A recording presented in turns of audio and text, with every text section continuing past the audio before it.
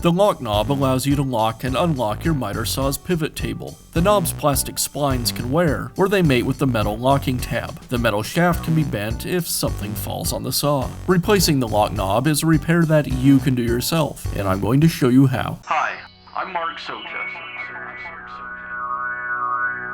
Do-it-yourself repairs like these are easier than you might think. From lawn machines to cordless drills, kitchen mixers, Outdoor grills. our how-to videos walk you through each repair from start to finish.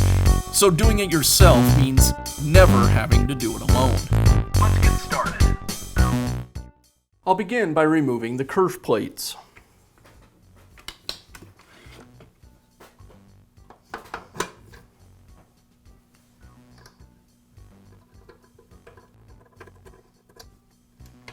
You may need to adjust the base to access the rear screw.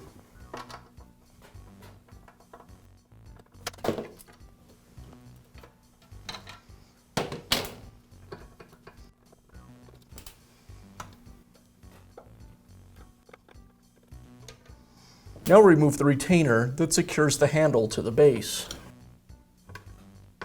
Now remove the knob. First, make sure the knob is locked. Then you can remove it from the saw. Now I can install the new knob. I'll transfer the clamp and the spring from the old knob to the new.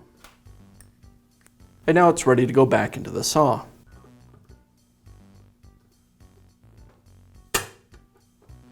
I'll place it in the unlocked position. I'll secure the knob back into place with the retaining ring.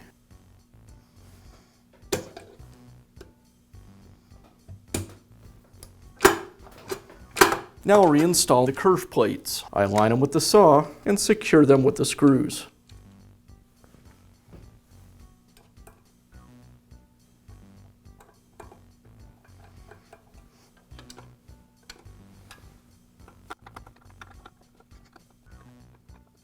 And the other side.